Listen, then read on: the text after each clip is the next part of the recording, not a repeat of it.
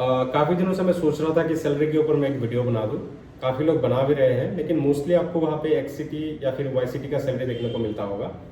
मैं आपको Z city वाला सैलरी दिखाऊंगा, क्योंकि मैं अभी पोस्टेड हूँ जेड सिटी वाला एरिया में, जिसको मुफसिल एरिया बोलता है, वो जेड सिटी के अंडर में आता है। तो लेवल 7 में जेड सिटी में अगर आप पोस्टेड हो तो क्या सैलरी बनती है, सैलरी ब्रेकअप क्या होता है, वो मैं आपको दिखा दूंगा। और साइड बाय साइड एक एक्स सिटी वाला सैलरी भी रहेगा, उसके साथ मैं कंपेयर करके दिखा दूंगा कि कहाँ में एक्स सिटी को ज़्यादा मिलता है और क्या चीज़ एक्स्ट्रा मिलता है। वो मैं चीज़ आपको दो सैलरी स्लिप का हेल्प से दिखा दूंगा, ठीक है। और ये थोड़ा ज़रूरी भी है। न्यू एस्पायरेंट्स जो होते हैं वो सैलरी वगैरह देख के मोटिवेट होते हैं। हम भी हुआ करते थे जब एस्पायरेंट्स थे, तो ये देखना भी ज़रूरी है। तो ठीक है, चलिए दो सैलरी स्लिप के हेल्प से मैं आपको दिखा देता हूँ कैसा क्या बनता है सैलरी। तो ये रहा आप लोगों का जेड सिटी वाला सैलरी स्लिप। तो इसमें आप लोग देख पा रहे हैं कि बेसिक पे इसमें दिख रहा है आपका 46,200।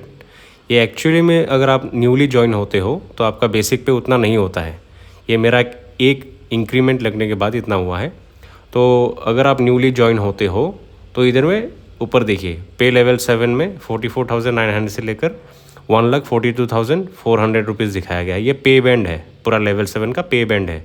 तो इसमें जो स्टार्टिंग में जो आपका नंबर दिख रहा है ना 44,900, वो आपका बेसिक पे होगा अगर आप न्यूली ज्वाइन होते हो तो, ठीक है। इसमें मेरा एक इंक्रीमेंट लगने के बाद 46,200 हुआ है, ठीक है।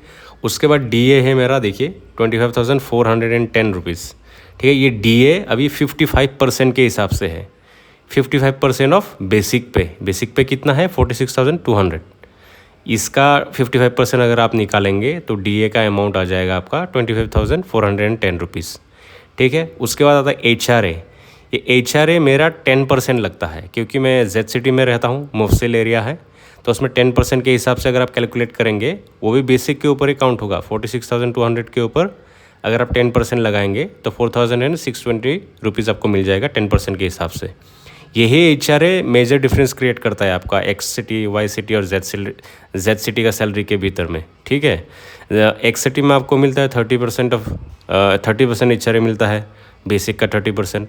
वाई सिटी में आपको मिलता है 20% ऑफ बेसिक, और जेड सिटी में मिलता है आपको 10% ऑफ बेसिक, ठीक है। तो यही मेजर डिफरेंस क्रिएट करने वाला पोर्शन है पूरा सैलरी हेड में, ठीक है। उसके बाद ये टीपीटी अलाउंस होता है, मतलब ट्रांसपोर्टेशन अलाउंस होता है। इसका हिसाब मेरे को इतना अच्छे से नहीं मालूम, लेकिन ये भी वेरी करता है, ठीक है। मेरे में इसमें दिखा रहा है 2,790 रुपीज़। ये एक्स सिटी में अराउंड इसका डबल हो जाता है ये अमाउंट, ठीक है। मैं आपको दिखाऊंगा, एक्स सिटी वाला सैलरी भी दिखाऊंगा। फिलहाल ये मैं जेड सिटी वाला सैलरी स्लिप आपको दिखा रहा हूँ, ठीक है। तो मेरा ये एमोल्यूमेंट्स का पोर्शन अगर आप सारा ऐड करेंगे तो इसमें ऐड करके आ रहा है मेरा 79,020 रुपीज़, ठीक है। ये मेरे को एक्चुअल में मेरे को सैलरी मिलती है, ये मेरा एक्चुअल सैलरी है, ठीक है। उसके बाद गवर्नमेंट डिडक्शन होता है, मतलब गवर्नमेंट को आप अपनी तरफ से कुछ कंट्रीब्यूट करते हो। उसमें क्या क्या आता है, CGE-GIS होता है, ये एक जनरल इंश्योरेंस स्कीम है। CGE-GIS मतलब central government employees general insurance scheme. तो उसके तहत आपको 20 रुपये का अपने अकाउंट से देना पड़ेगा, 20 रुपये आप देते हैं। ये एम्प्लॉय टायर 1 है। एम्प्लॉय टायर 1 मतलब ये NPS है। NPS में आप कंट्रीब्यूट करते हो अपनी तरफ से 7161। तो ये 7161 रुपीज़ कहाँ से आता है, मैं बता रहा हूँ कहाँ से आता है। अगर आप बेसिक अमाउंट मतलब बेसिक पे का ये 46,200 प्लस ये जो DA का अमाउंट है 25,410 रुपीज़, ये दो अगर आप ऐड करोगे ना तो उसका जो भी टोटल आएगा, उस टोटल का अगर आप 10% निकालते हो तो ये एम्प्लॉय टायर 1 वाला अमाउंट 7161 रुपीज़ आ जाता है, ठीक है। हम हमारी तरफ से 10% देते हैं और गवर्नमेंट अपनी तरफ से 14% देता है, ठीक है। तो हमारा कुल डिडक्शन कितना हुआ 7161 प्लस 20 रुपीज़ 7181 रुपीज़, ये होता है हमारा कुल डिडक्शन। ये 79,020 रुपीज़ से 7181 अगर आप माइनस कीजिएगा तो ये नेट पे आपका निकलता है 71,639। ये मेरे हाथ में आता है, मेरे अकाउंट में आता है इतना पैसा जेड सिटी में, ठीक है। और ये बताना भूल गए, ये प्रोफेशनल टैक्स होता है। ये बेसिकली एक स्टेट वाला सीन है इसमें।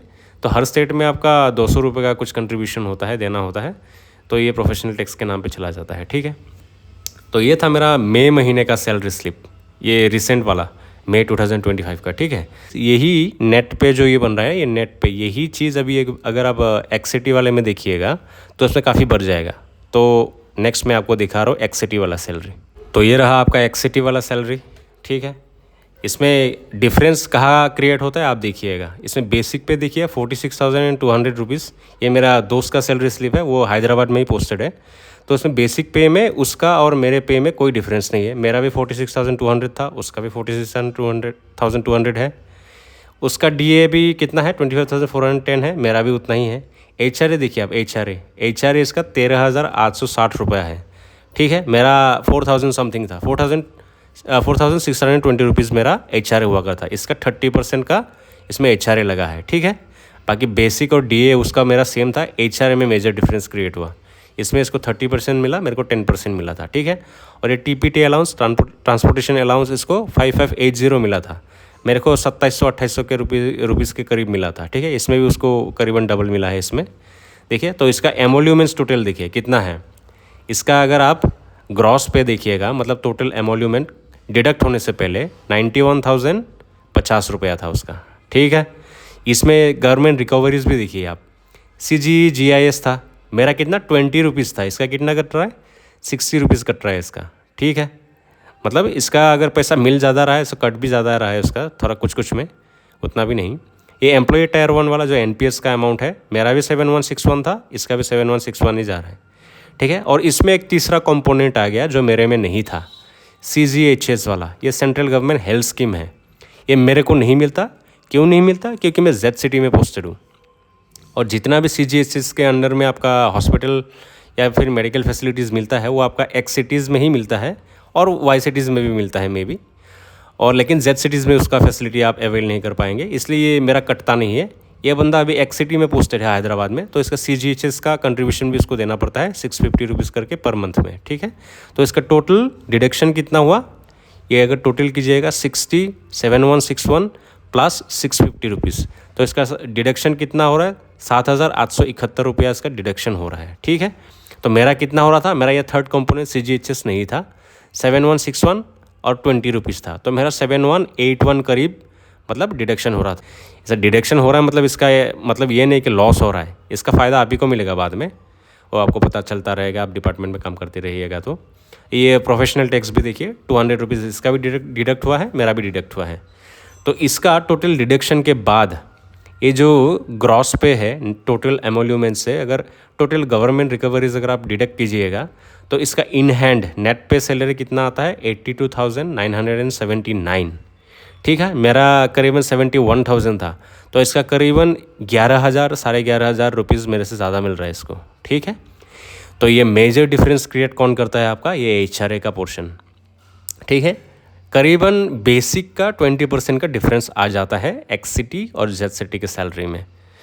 तो यही था, ठीक ठाक सैलरी है, आप करप्शन मत कीजिएगा, इतना सैलरी आपका ज़िंदगी बढ़िया से चलाने के लिए आई थिंक सफिशिएंट है। तो इन्हीं सब को मोटिवेशन का फैक्टर मान के आप लोग प्रिपरेशन कीजिए और आइए डिपार्टमेंट में। तो चलिए फिर मिलते हैं नेक्स्ट वीडियो में।